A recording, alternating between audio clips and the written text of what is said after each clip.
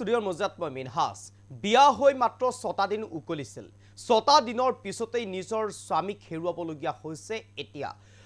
জম্মু কাশ্মীৰত যি নৰসংহাৰৰ ঘটনা সংঘটিত হৈছে সন্ত্ৰাসবাদীৰ আক্ৰমণত প্ৰায় 28 গৰাকীকৈ ব্যক্তিয়ে প্ৰাণ হেৰুৱাব লগা হৈছে তাৰ ভিতৰত আছিল এগৰাকী নৌসেনা বিষয়া আৰু নৌসেনা বিষয়াৰ মৃত্যুত এতিয়া এই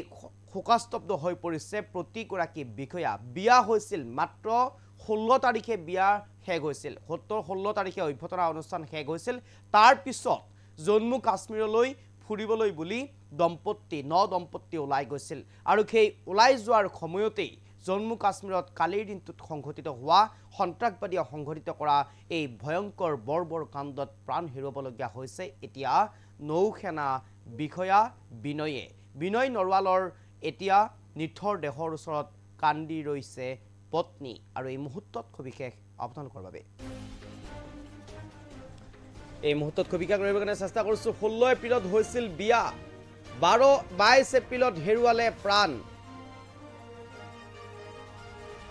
পেহেলগামৰ নৰসংহাৰত মৃত্যু হ'ল বিনয়ৰ পেহেলগামত সংঘটিত হোৱা সন্ত্ৰাসবাদীৰ আক্ৰমণত প্ৰাণ হেৰুৱালে জোৱান বিনয়ে বিয়া হৈ মাত্ৰ উকলিছিল 6টা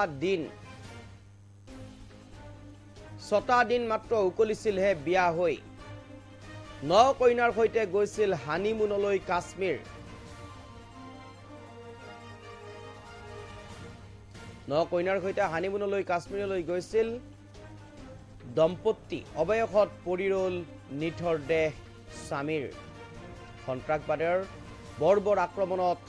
নিহত হ'ল স্বামী বিনয় দুদিন পূৰ্বে সমাপ্ত হৈছিল বিয়াৰ অভ্যৰ্থনা অনুষ্ঠান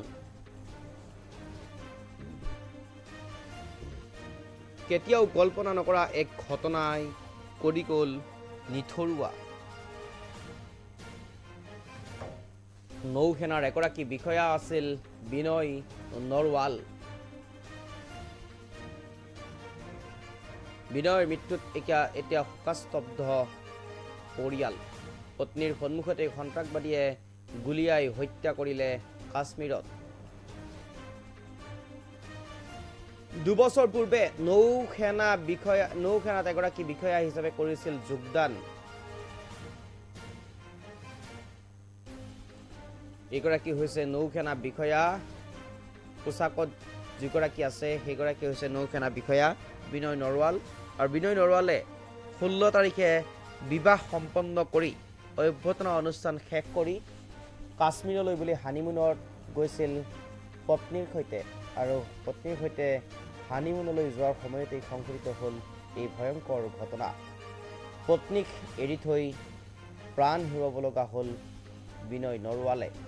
অকলশৰীয়া হৈ পৰিল পত্নী নিথৰ দেহ পৰি ৰল জম্মু কাশ্মীৰৰ পেহেলগামত আৰু সন্ত্ৰাসবাদীৰ যি বৰ্বৰ আক্ৰমণ সন্ত্ৰাসবাদীৰ যি নৰসংহাৰ এই নৰসংহাৰত প্ৰাণ হেৰুৱাব লগা হৈছে এগৰাকী বিনয় নৰৱালে পত্নীৰ সন্মুখতেই সন্ত্ৰাসবাদীয়ে গুলিয়াই হত্যা কৰিছে বিনয় নৰৱালক 16 তাৰিখে অভ্যৰ্থনা অনুষ্ঠান আছিল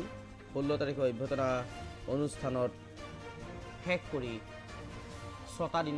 দিনৰ পিছত হানিমুনলৈ গৈছিল কাশ্মীৰৰ পেহেলগামত আৰু তাতেই সন্ত্ৰাসবাদৰ বৰ্বৰ আক্ৰমণত প্ৰাণ হেৰুৱাব লগা হৈছে এতিয়া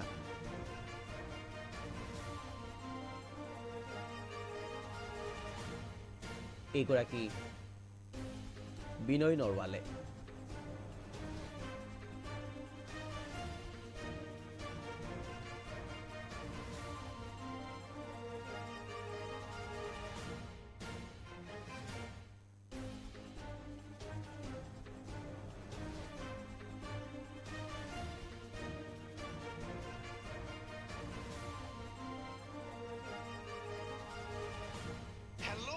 ক্ষণিক নীৰৱতা